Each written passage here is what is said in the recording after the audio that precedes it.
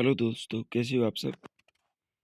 आशा करता हूँ कि आप अच्छे ही होंगे और अपनी पढ़ाई को निरंतर जारी रख पा रहे होंगे। जिस प्रकार से आप इस वीडियो के माध्यम से देख पा रहे हैं कि मेरा गला बिल्कुल ही खराब हो चुका है और मुझे बुखार भी है। लेकिन किए वादे के अनुसार हम इस मुहिम को शुरू कर चुके हैं और इसे अंत तक लेके जाना है।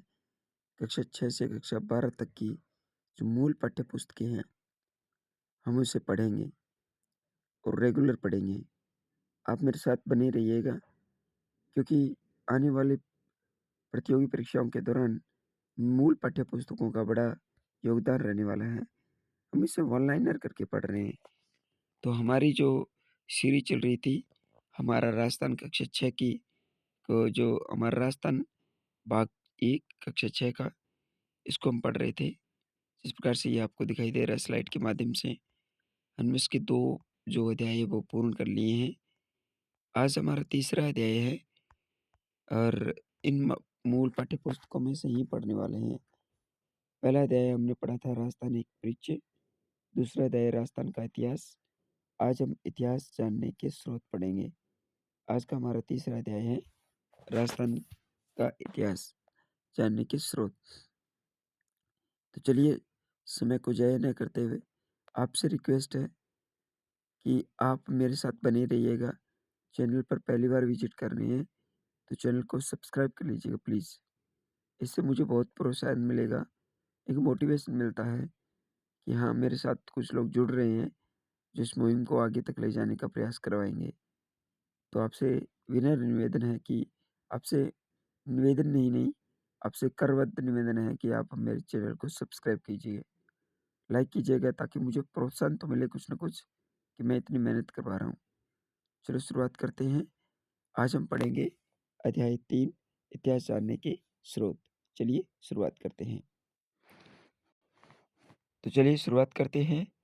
आज का अध्याय है हमारा राजस्थान अध्ययन कक्षा 6 का अध्याय नंबर 3 इतिहास जानने के स्रोत।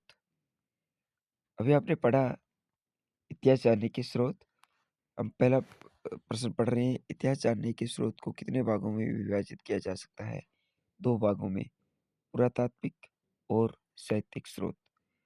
दूसरा प्रश्न है, प्राचीन काल के अवशेष जिससे हमें एक स्थान और घटनाओं के संदर्भ को समझने में सहयोग मिलता है, क्या कहलाते हैं? पुरातात्विक स्रोत कहलाते हैं। प्रत्यारों की जानकारी हमें किस अभिलेख से मिलती है? बहुत ही मोस्ट इम्पोर्टेंट है। प्रत्यारों की जानकारी किस अभिलेख से मिलती है? गठियाला अभिलेख से। चौहान वंश की इस इस स्लाइड का एक-एक प्रश्न है वो बहुत मोस्ट इम्पोर्टेंट है। इससे प्रश्न बनते हैं और बन के आते भी हैं। प्रश्न नंबर 4 पढ़ेंगे, चौहान वंश के इतिहास की जानकारी हमें किससे मिलती है? किस वंश की? चौहान वंश के इतिहास की जानकारी। ऐसा कौन-सा स्रोत है जिससे चौहान वंश की जानकारी मिलती है? तो बिजोलिया शिलालेख से। इसके बाद में रावल समर सिंह के युग की जानकारी हमें मिलती है। रावल समर सिंह के युग की जानकारी हमें चीरवा अभिलेख से मिलती है। प्रश्न सीधा ही बन के आएगा कि और ये प्रश्न है वो उस किताब में से लिए गए हैं जो राजस्थान की मूल किताब है। अब प्रश्न बना सकता है। 5वां प्रश्न जैसे जैसे देखो, आप मूल पाठ्य पुस्तक पढ़ोगे तभी आपको इसका पता लगेगा कि मूल पाठ्य पुस्तकों में से प्रश्न कैसे बनते हैं। रावल समर सिंह के युग की जानकारी हमें कहाँ से मिलती है? चीरवा के शिलालेख से। इसके बाद में चाणक्य द्वारा रचित पृथ्वीराज विजय महाकाव्य के किस वर्ष की जानकारी मिलती है? चाणक्य द्वारा रचित।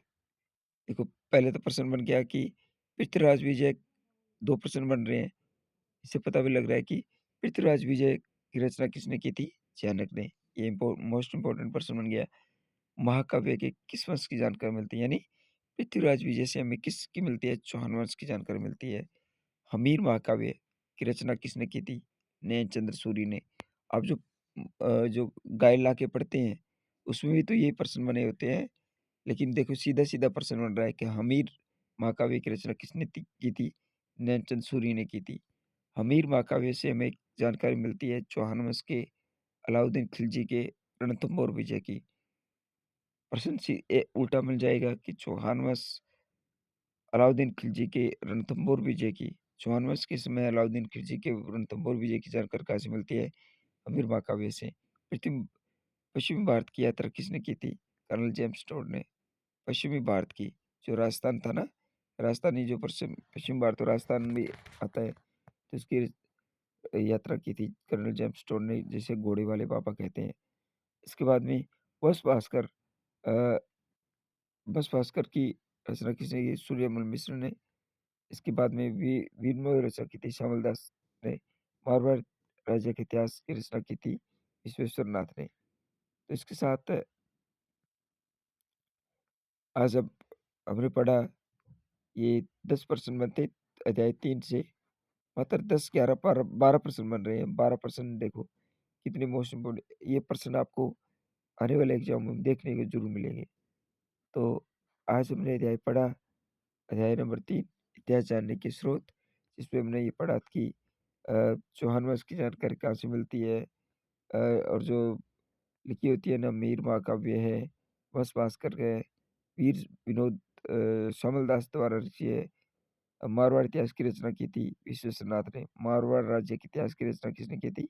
विश्वेश्वर नाथ ने। तो इस प्रकार से ये आज के वीडियो में इतना ही। हम मिलते हैं नेक्स्ट वीडियो में। तब तक मेरा गला भी सही हो जाएगा। तो आपको कैसा लग रहा है? आप कमेंट के माध्यम से मुझे शेयर कीजिएगा, और चैनल पर पहली बार विज़िट करें तो कृपया चैनल को सब्सक्राइब भी कीजिएगा। आज की वीडियो में इतना ही, मिलते हैं नेक्स्ट वीडियो में कल, और तब तक के लिए आपका इतना ही, धन्यवाद।